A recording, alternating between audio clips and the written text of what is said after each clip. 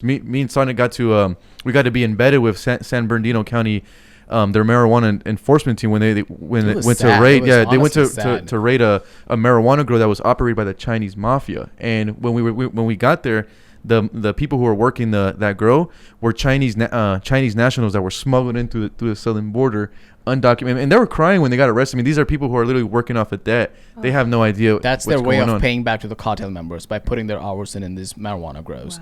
Wow. But the problem is since the cartel knows they are kind of the kingpin, so they are not involved with the ground to ground. So anytime raids happen, the people who get arrested are these undocumented immigrants, and that's just a whole system. Hey, you come into the border, and if you are already paid into the system, well and good. If you're not paid, the way you put work in is by basically infiltrating these Californian deserts and by growing marijuana. And not only that, there is cartel turf wars between different cartels, because there's Mexican cartels, there's Chinese cartels, there's Armenian cartels. So it's a whole racket. Armenian and Chinese down there in Mexico. No, in California. In California. Wow. And in California desert, and we saw all three.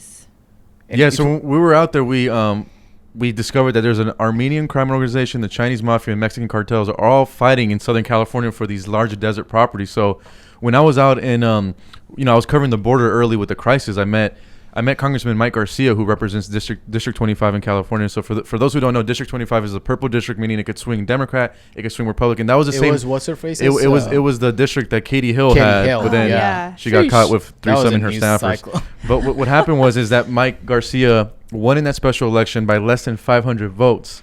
And then a year later, into him, serving for Congress, he has now this cartel issue. So when I met, Congressman Mike Garcia, I was like, "Hey, Congressman, you're the only representative from California, in South Texas, how come you're out here?" He's like, "Hey, we have a major Mexican cartel human trafficking, human smuggling problem back in my district." The crazy thing is Mike Garcia's district is where my hometown is. So I was like, wait, back in Palmdale, Antelope Valley, we have a cartel problem? He's like, yeah, you got to come see it for yourself. And that's when I called Sagnik. I'm like, we need to do a full investigation, find out what's going on. So we went deep dive and went into the cartels, the human smuggling. We even got a little spy drone that we would fly over the grow ops. And there's just so much also layers to this. And what kind of really opened up the floodgates was that in California they passed Prop 64, which legalized cannabis statewide, but it downgraded illegal cultivation from a felony to a misdemeanor. And now the cartels kind of opened up this black market business and are just dominating. And then what helps them out in LA County is they have a very progressive DA, George Cascone, who doesn't charge anyone at all. And it's kind of crazy. And this is all resulting from the southern border. Well, so what's up with these Chinese cartels? Are they, how are they getting in? What are they doing? So they're essentially the same way as the Mexican cartels. Is they buy property, start up illegal grow ops, and they'll smuggle their own Chinese nationals through Mexico, and up to California. Like I said, I was shocked. We were shocked because we were like, hey, these are not Mexican people. We walked in, so the sheriff was like, hey, so we have a raid coming. Do you want to shadow us? And we were like, yeah, let's do it. And we followed them, and once we pulled up to the grow, we saw the grow. There was huge marijuana plants getting confiscated, and then we saw 4 people handcuffs on, sitting outside waiting to be put into the car. And then we just peeked in, and they were clearly not Hispanic. And then we were like, what are the Chinese people doing here? And they were like, oh, even they are smuggled through the Mexican border, through the southern border, and that's the gateway. Yeah, Ed Calderon was on the show last week, and he said it's an open joke around the world that anyone can get into the U.S. through the Mexican border. They just go to Mexico and then up they come. I mean, they're right. And I think when these cartels or these human smuggling groups look at what happened with the Haitians, it almost we're giving them a better argument, because all they can say is, hey, you just go up to the U.S., you claim you're a family unit, we will push you in a caravan. Correct. They can't handle it, so they're just literally gonna process you really quick and release you into the United States. And we even did interviews, Tim, with these Haitians outside the airport. And I was like, hey, were you tested for COVID-19 before being released into the public? Nope. Of course not. Oh, yeah. Not only that, they were treating the whole system as a win. They were like, oh, we did send back the single males, but we kept the families. I'm like, okay, are these families though?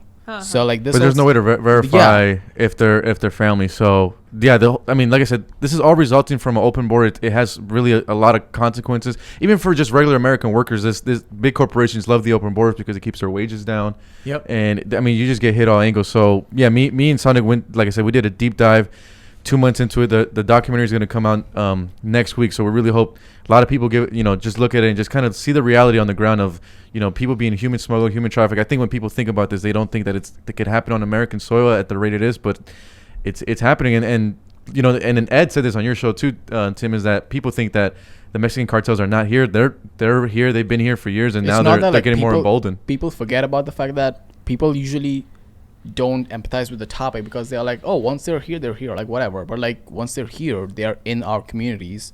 Like I don't know what they're doing. Like some of them may be like honest workers, but at times they're working for the cartels and growing weed and terrorizing neighborhoods in deserts where there's like no cop presence. People don't understand too. I did a story on the drought in California several years ago. Went to a bunch of farms.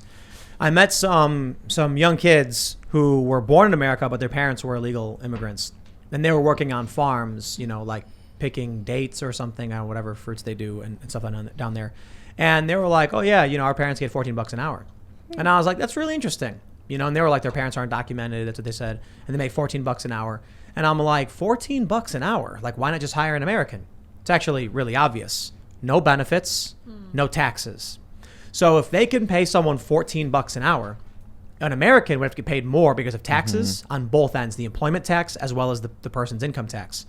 So when people say things like, well, they're doing the jobs Americans wouldn't want to do. I'm pretty sure if you went to an American and said, $15 an hour, $14 an hour, for a lot dates, of people would be like, yes, please. Because right now they have the fight for 15 in New York. They got it basically. But this was around the same time.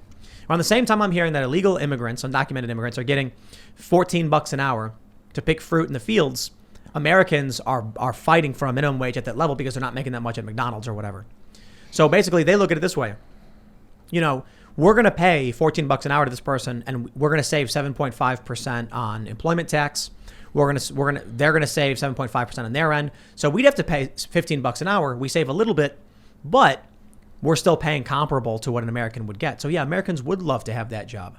When I was in LA, I was working at a restaurant that had a lot of illegal immigrants working there, and they were the cool people, but illegally in the country. And there was this like building on the street that had all these like apartments in it where they stayed. And it was like for illegal immigrants. And it was super cheap rent. And I wanted it. It was super nice, but compared to my place.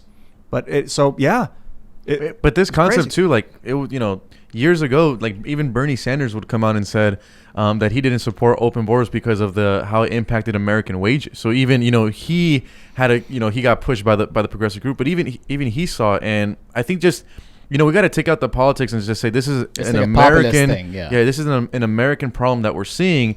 And right now, the people who are suffering the most and being taken advantage of are these like legit family units or these innocent, people that are living in these countries that are getting sold this dream of like, hey, you just come to the U.S., you got to get temporary protected status. The time is to come now. The Biden administration put that signal. I remember during that campaign, Kamala Harris had that famous quote that went viral was like, if you come here and illegally, we're not going to deport you. That's inhumane. We're going to be the more humane organization. I mean, just that little quote you just gave the cartels the Biden ammo. said, come to the border.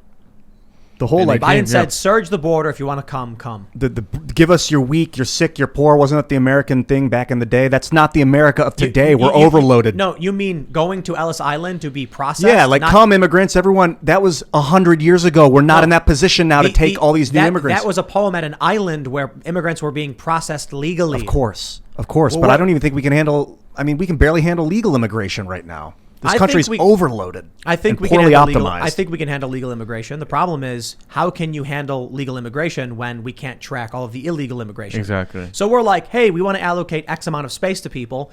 We've got this line of people, and then everyone just rushes in. You're like, I don't know where everybody went or what our resources are anymore.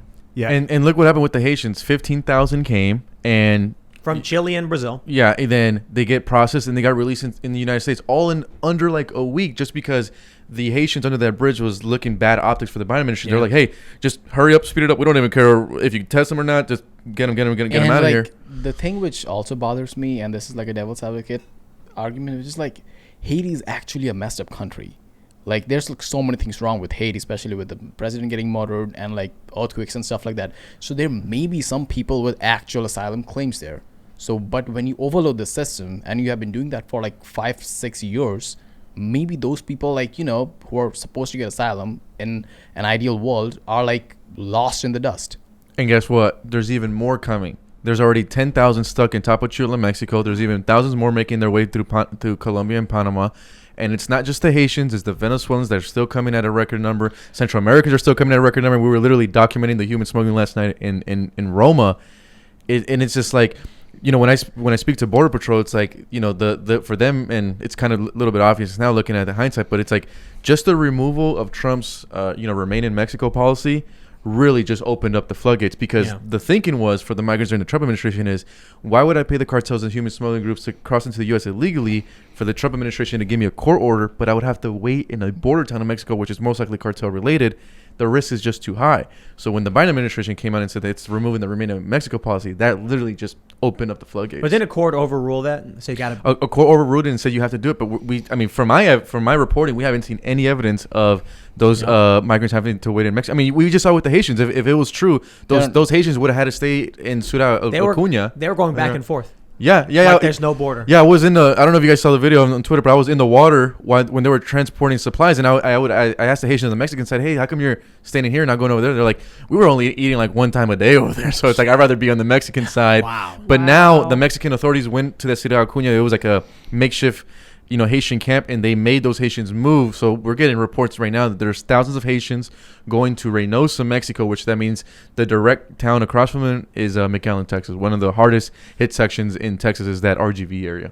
Man, you were saying earlier, I think, that Haitians that had moved to Haiti or that had moved to Chile, were living in Chile for a long time. They've been there. Now they come up here and they get deported from the U.S., but they get deported to Haiti. Well, essentially, what happened is all these Haitians were living in Chile, had already had Chilean IDs, refugee status, and things like that.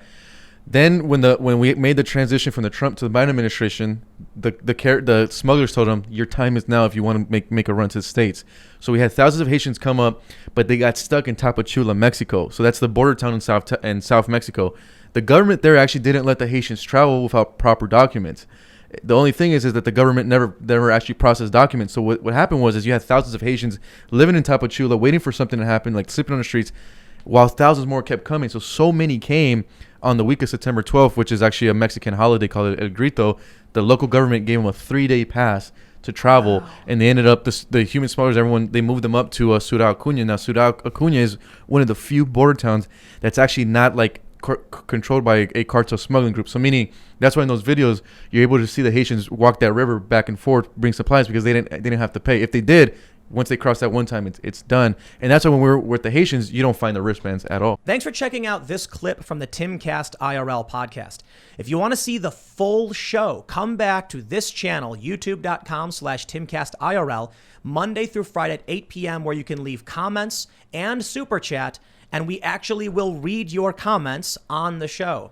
Don't forget to like, share, subscribe, and if you want exclusive members-only content, segments you can't get anywhere else, go to timcast.com, become a member, and we even have full bonus episodes. Thanks for hanging out, and we'll see you all next time.